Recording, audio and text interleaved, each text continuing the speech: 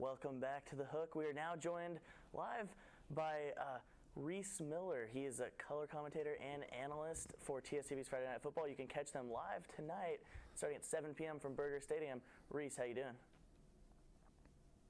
Thanks for having me on, guys. Okay, well, we're going to talk a little Texas OU and a little bit of Cowboys, but first let's get into it with the Cowboys. Tony Romo threw an untimely interception to lose, or ultimately, which led to a loss, 51-48, in a shootout against the Broncos. What kind of blame do you place on Romo for this, Reese? It's a rough game, and it's a heartbreaker for the Dallas Cowboys' entire team. But you can't place the entire blame on Tony Romo. This defense gave up 48 points to they scored 48, the offense did. The defense gave up 51. They'd never forced a punt against the Peyton Manning-led Denver Broncos. The Broncos are the best team in the league, and Peyton Manning's playing like an MVP. However, on Sunday, Tony Romo outplayed the best quarterback in football. That would be Peyton Manning. He threw for 504 yards. He threw for 5 touchdowns. He did have a heartbreaking moment, as we've sadly come to expect from Romo, but you can't place this blame on him. The Cowboys defense has now given up 3 different 400-yard passers this year, and Romo did a phenomenal job. It's his best game as a pro, and it's not fair to pin the loss on him. All right. Well, you know, we've mentioned Tony Romo's late game struggles, late in the season, in the playoffs. Saw it again on Sunday. Do you think the Cowboys are a legitimate Super Bowl contender with him at the quarterback position? I believe they are contenders for the division. The NFC East is incredibly weak this season. We'll learn a lot in the next 2 weeks. They play the Washington Redskins at home, and then they go to Philadelphia in the next 2 weeks for the Cowboys. I don't think they're legit Super Bowl contenders. Like I mentioned, the defense is atrocious against the pass. They're 31st in the NFL. While they're 6th against the run, this is frankly not going to get it done for this Dallas defense. Romo can't lead the team like he has been. Remember, the Cowboys have been 8-6 the past 2 seasons. They've lost the final 2 games, and ultimately the final game, which was sort of like a playoff game to win the NFC East. They haven't gotten that done. I believe they will close the division this year.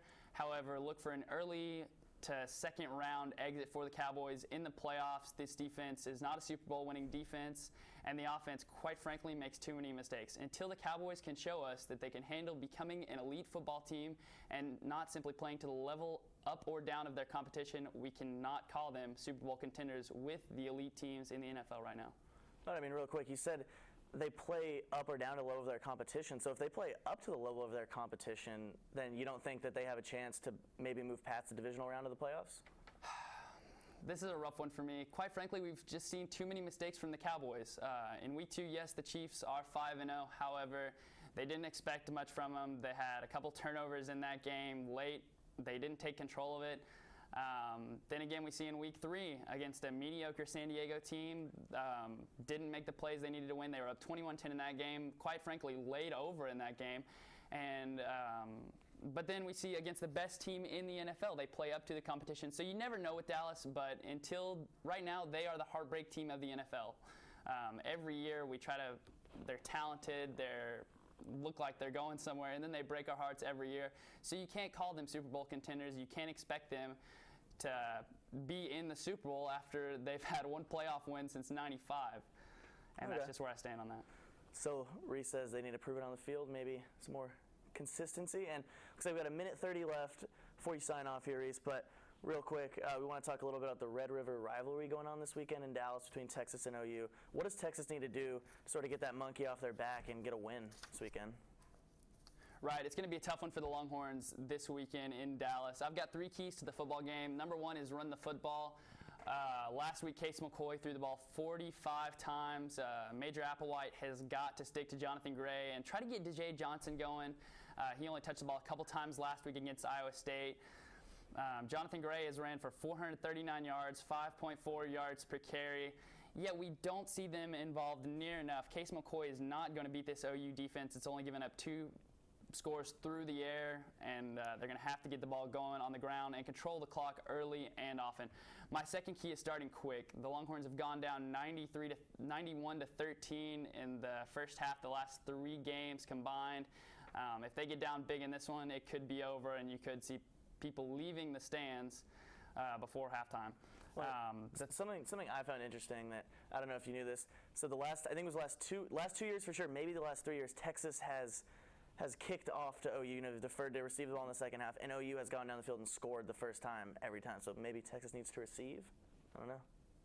I mean, like you mentioned starting strong, so is that maybe something you were alluding to? Right. I'd like to see a quick start from Texas. Like I said, controlling the clock. My third key would be containing Blake Bell, make him beat you with his arm, not his legs. They have not controlled the running quarterbacks this season, no matter who they've played, and Blake Bell is going to be the best one they've faced thus far. They've got to keep him contained and in the pocket. All right, and real quick, what's your predictions for Saturday? This is a tough one for me. I think Texas keeps it close early and often. I think it's a competitive game. They stand up, fight for their coach. However, OU is too strong, and Case McCoy does not get it done. Boomer Sooner rolls 31-23 over Texas. All right, some bold predictions. Well, thank you for your time, Reese. Thanks for joining us. We really appreciate it. Stay tuned. The fastest 5 minutes is coming up, our favorite segment. Stay tuned. It's The Hook.